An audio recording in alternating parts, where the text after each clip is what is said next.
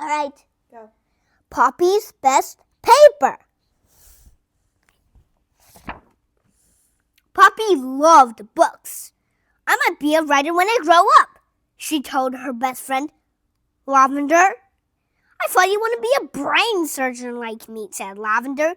I'm still deciding, said Poppy. Me too, said Lavender.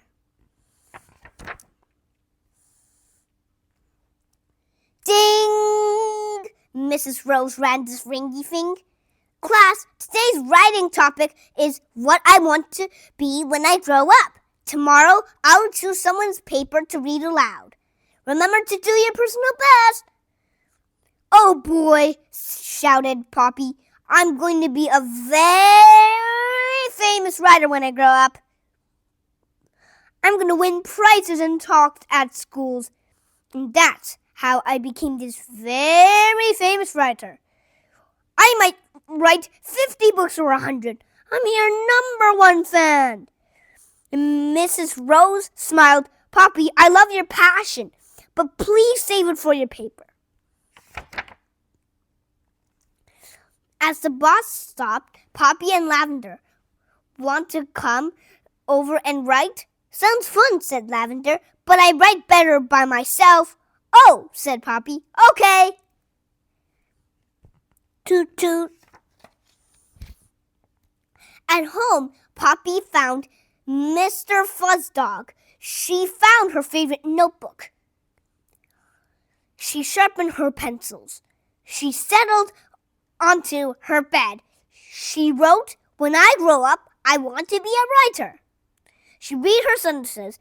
She wrote, I'm good at writing. My dog likes the stories I write. She phoned Lavender. I have just written the best paper. I know Mr. Rose will pick it. Already? Said Lavender. Poppy read it aloud. Don't you think it's good? Asked Poppy. Lavender was silent. And then she said, I think you need to write some more. Poppy was silent. I'm still working on mine too, said Lavender. See you tomorrow. Poppy read her paper again. She added, I'll be the famous. E.D. end. Poppy hugged herself. It'll be pretty much perfect. The next class, Mrs. Rose rang the ringy thing. Class, your future goals will fascinating. Here's a paper that's really stood out. Poppy smoothed her fur. She licked her paw and polished her ear. She smiled mostly. Mrs. Rose read, why? I want to be a brain surgeon by Lavender Bloom. Lavender, Poppy gave her a huffy face. Poppy whispered to Benny, can you believe it? She doesn't even want to be a writer when she grows up. Shh! Mrs. Rose announced, class, your next topic will be if I have one wish. At the bus stop, Lavender asked, are you mad at me? No, Poppy fiddled. Poppy is just jealous about her. At home, Poppy told Mr. Fuzzdog, I am going to write the best paper ever. She wrote, if I had one wish. She took a break. She wrote some more. I would wish to have my paper read aloud to the class. She took another break. Treasure ahead.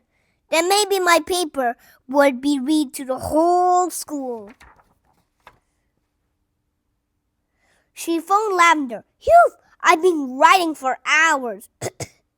Me too, said Lavender. Do you want to read me your paper? Are you going to copy it? Asked Poppy. Of course not, said Lavender. No thanks, said Poppy. I write better by myself. Time for a break. Time for dinner. And then Mr. Fuzzdog was our lookout. Time for bed.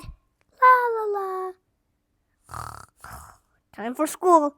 But I haven't finished my paper.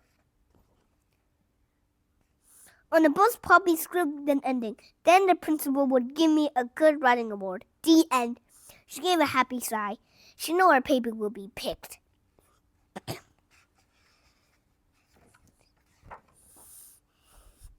After recess, Mrs. Rose rang the ringy thing. Class, you have some wonderful wishes. This one is quite impressive, she said. Poppy smoothed her fur. She licked her paw and polished her ear. She smiled mostly. Hooray, hooray, hooray, hooray. My wish will be world peace by land, rain, bloom. Read Mrs. Rose. Poppy slumped. She gave Landon a mean look.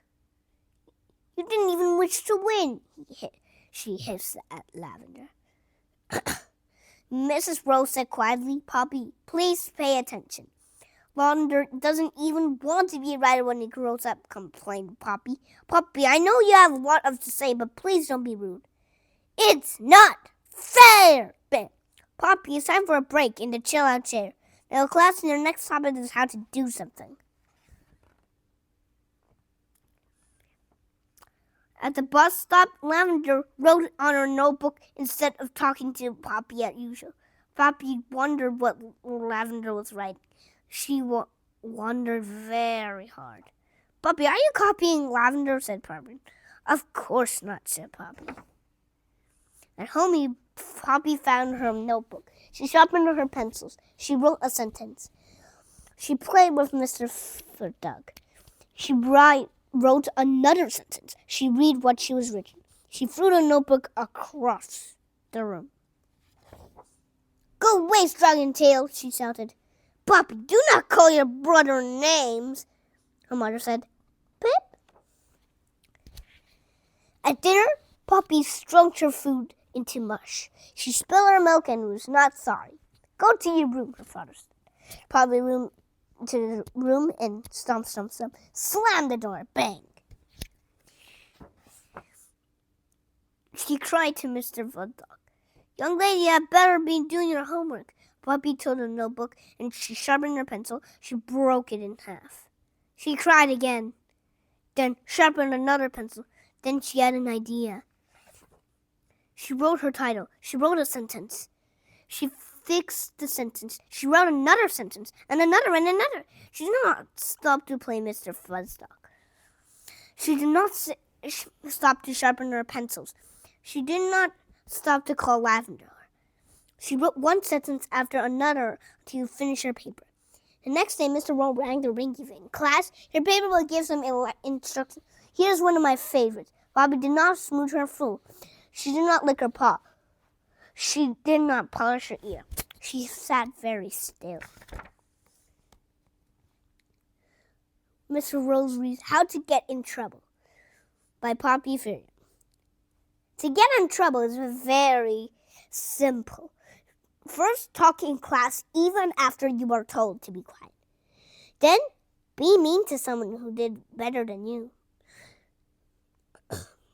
And try to copy that person's paper. At home, call your brother Scraggletail. Throw your notebook across the room.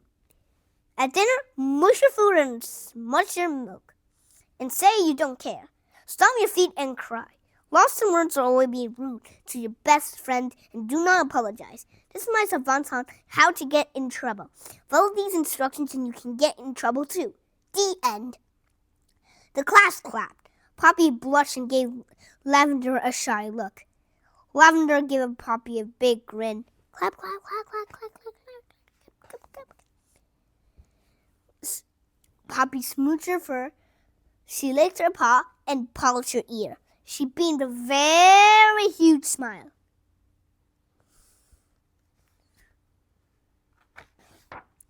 The